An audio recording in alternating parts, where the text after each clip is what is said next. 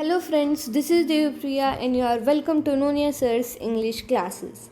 Today we'll continue with our chapter that is drainage. It is third chapter of class 9 of geography book, and in this video we'll cover the topic peninsular rivers. In our previous video we have completed our Himalayan rivers, and from this video we'll start peninsular rivers. So first of all, a brief introduction about the peninsular rivers. Most of the peninsular rivers originate from Western Ghats. So most of the peninsular rivers, they are originating from Western Ghats. In the given picture, the brown shaded portion, it is Western Ghats. And in our second chapter, we have studied all about Western Ghats. So most of the peninsular rivers, they are originating from Western Ghats. Now Western Ghats acts as a water divide in the peninsular India. Now in the peninsular part of India, the Western Ghats, it acts as a water divide. Now in our previous video we studied about what is water divide. In simple language we can see that water divide is an uplifted area which divides the water. So Western Ghats, how they are acting as a water divide? They are acting as a water divide because they divide the water, right? They are dividing the water in two sides. Some of the peninsular rivers, they will flow towards east, and some of the peninsular rivers, they will flow towards west. So like this, Western Ghats acts as a water divide in the peninsular India. All the major rivers originating from Western Ghats flow towards east. Now if you remember that in our second chapter, that is physical features of India, when we were studying about peninsular plateau in our India, we studied that the plateau of our India, it is slightly tilted towards east, and based on that or because of that property of our plateau, all the major rivers which are originating from Western Ghats, they flow towards east. Now suppose one river is originating from Western Ghat, so because of the slope, all the major rivers or the most of the rivers originating from Western Ghats, they flow towards east. Now they form delta. Delta also, we know what is delta. In simple language we can say the finger like projection, it is known as delta. When a river, it is going to tribute its water or it is going to drain its water in a large water body, so before draining its water, it will tribute its water into small tributaries or in small drains. So that is known as delta. So most of the peninsular rivers which are flowing towards east, they form delta. The Narmada and the Tapi are only long rivers which flow towards west and make estuaries. Now opposite of delta we can see estuaries. In delta they are making finger-like projections. And in estuaries, in place of making finger-like projections or delta, the rivers are directly draining their water into the large water body or the water body we can say. So in the peninsular India, the rivers which are flowing towards west, in them only the Narmada and the Tapi are the long rivers, or we can say the main river. Go towards west, they are flowing towards west and make estuaries. They make estuaries and they directly drain their water into Arabian Sea, right? Because on our west side of our India, Arabian Sea is there. Now in peninsular rivers, we'll study about the Narmada, the Tapi, the Godavari, the Mahanadi, the Krishna and the Kaveri. So let's start with the river Narmada. It rises in the Amarkantak hills. Now where are the Amarkantak hills? They are in Madhya Pradesh, India. So the river Narmada, it rises in the Amarkantak hills. And here is one close picture given for Madhya Pradesh or the course or the flowing path of river Narmada. Now you can imagine it like this. By forming India map, so it will be Madhya Pradesh and it will be flowing course of river Narmada. So it is rising in Amarkantak hills and they are in Madhya Pradesh, and this is one beautiful picture of Amarkantak hill.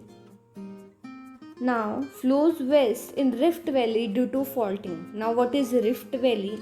In our second chapter, when we were studying about plate tectonics, we studied that there are movements between plate tectonics, and in the types of that movement of plate tectonics, one was there that was diverging.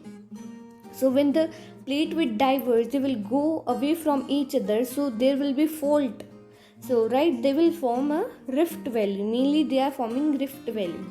So the river Narmada, it is flowing towards west in rift valley, which is due to faulting. River Narmada flows through a deep gorge. Now what is a gorge? When it is flowing between large hills is gorge, or it is flowing between mountains. So the river Narmada flows through a deep gorge, and it is flowing by forming a beautiful location, by forming a beautiful scene to see. The waterfall name, famous waterfall name is Dhonadar Falls, which is formed by the river Narmada. Now we'll see its picture also. Next is, most of the tributaries of Narmada are short. So the rivers, small rivers which are tributing their water to Narmada, they are very short, joins at right angle. And in this chapter, in starting, when we were studying the drainage patterns, in that one was rectangular pattern, and in that tributaries are joining the main stream at right angles. So we can say that the river Narmada is flowing in rectangular pattern. The tributaries of Narmada river are short and they join at right angle. So it is flowing in rectangular pattern. River flows in parts of MP and Gujarat.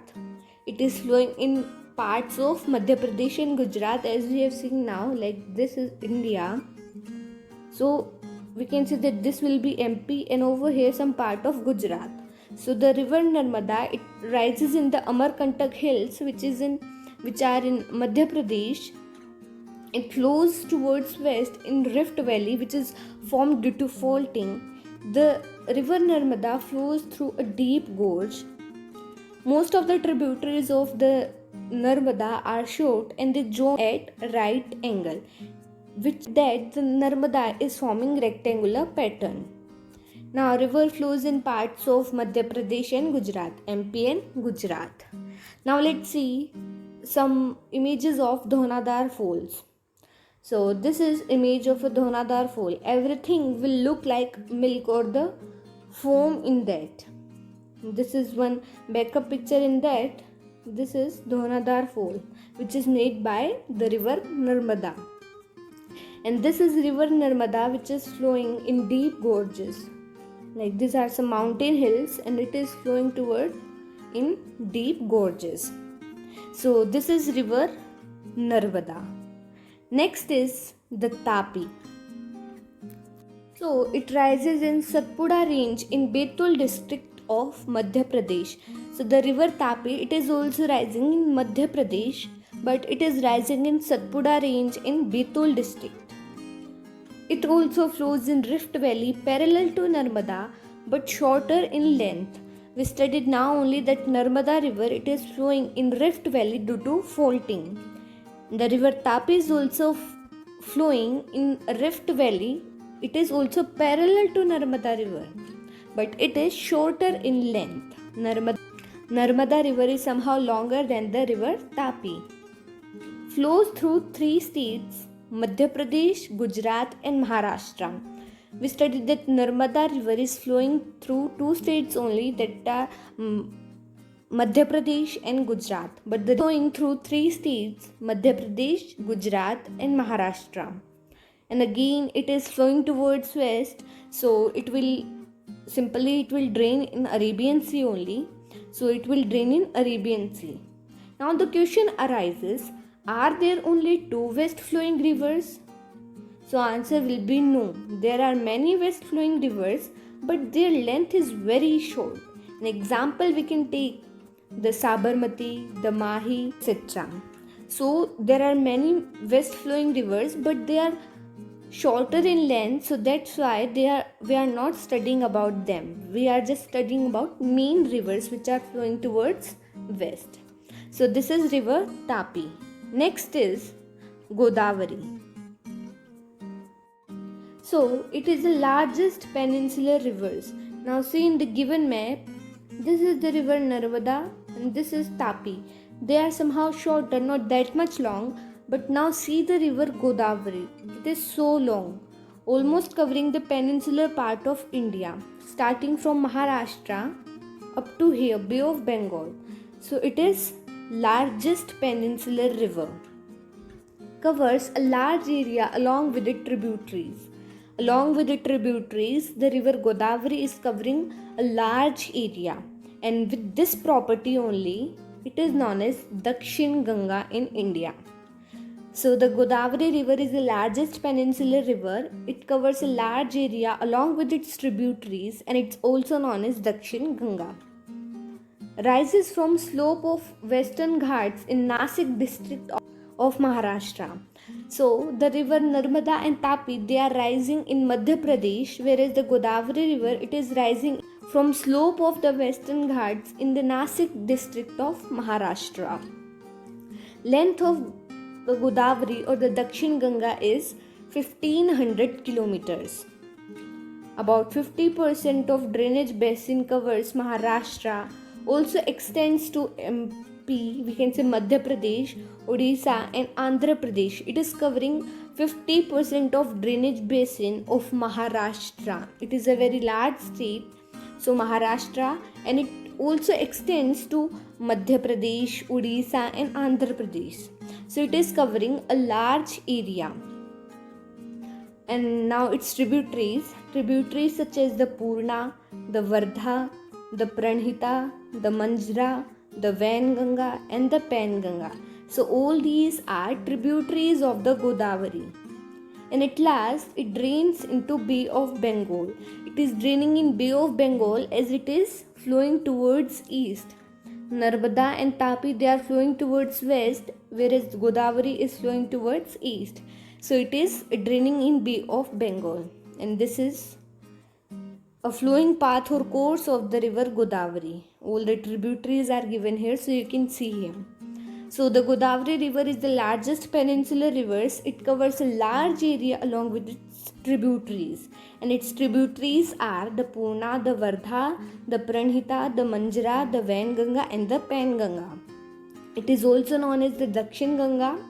It is rising from the slope of the Western Ghats in the Nasik district of Maharashtra, and length of the river Godavari is 1500 kilometers. It is covering 50% of drain of Maharashtra, and it also extends to Madhya Pradesh, Odisha and Andhra Pradesh. And at last, so it is draining in Bay of Bengal. So next is the Mahanadi. So it rises in highlands of Chhattisgarh. So the Mahanadi, it is rising in Chhattisgarh and highlands of Chhattisgarh. Total length of Mahanadi is 860 kilometers. It is very less than the length of the river Godavari. It flows only in Odisha. It is only flowing in state of Odisha in India. Joined by many tributaries, it is also joined by many tributaries such as the Siona, the Jonk, the Hasdo, Jamand, the LB, etc. There are many more tributaries. Now its drainage basin is shared by Maharashtra, Chhattisgarh, Jharkhand and Odisha. So the drainage basin of the Mahanadi river is also shared by Maharashtra, Chhattisgarh, Jharkhand and Odisha. And this is one of the picture of the Mahanadi. So it is rising in highlands of Chhattisgarh. Total length of Mahanadi is 860 kilometers. It is only flowing in Odisha, but its drainage basin is shared by Maharashtra, Chhattisgarh, Jharkhand and Odisha. It is joined by many tributaries such as the Siona, the Jonk, the Hasdo, the Mand, the LB, etc. Now next is the Krishna. So it rises from the springs near Mahabaleshwar, flows eastwards. So the river Krishna, it is rising near Mahabaleshwar from the springs near Mahabaleshwar, and it flows towards eastwards. Its drainage is shared by Maharashtra, Karnataka, and Andhra Pradesh. Means the drainage basin of the river Krishna is shared by Maharashtra, Karnataka, and Andhra Pradesh.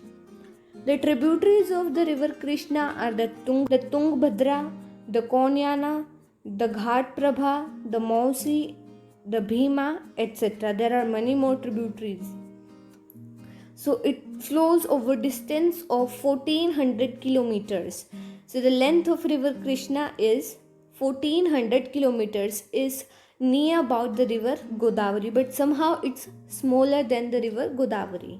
And finally drains into Bay of Bengal. Obviously when it will flow towards east, so it will drain in Bay of Bengal only. So the river Krishna, it rises from the springs near Mahabaleshwar and flows eastwards. Its drainage basin is shared by Maharashtra, Karnataka, and Andhra Pradesh. There are many tributaries of river Krishna like Tungabhadra, the Konyana, the Ghat Prabha, etc. It flows over distance of 1400 kilometers, means the length of river Krishna is 1400 kilometers, and finally it drains into Bay of Bengal. Now the last river is the Kaveri. It is the last peninsular river. So it rises in Brahmagiri range of Western Ghats. The river Kaveri is rising in the Brahmagiri range of Western Ghats in Karnataka state of India. Flows east and drains into Bay of Bengal in south of Cuddalore in Tamil Nadu. In Tamil Nadu, one place is there, that is Cuddalore, and in south to Cuddalore, the river Kaveri is draining into Bay of Bengal. The total length of river is about 760 kilometers. The total length of Kaveri is 760 kilometers.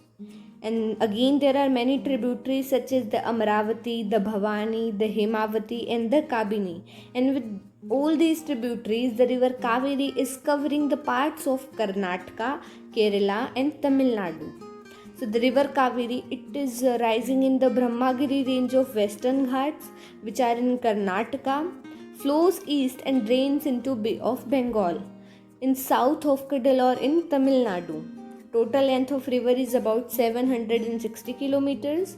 The main tributaries are the Amaravati, the Bhavani, the Hemavati, and the Kabini. And with all these tributaries, the river Kaveri is covering main parts of Karnataka, Kerala, and Tamil Nadu. So that's all for today. Now we have completed the topic, the peninsular rivers. So hope you understood it very well. So like the video, share it, and don't forget to subscribe our channel. In our upcoming videos, we'll cover rest of the topics of this chapter. Thanks for watching. Bye-bye.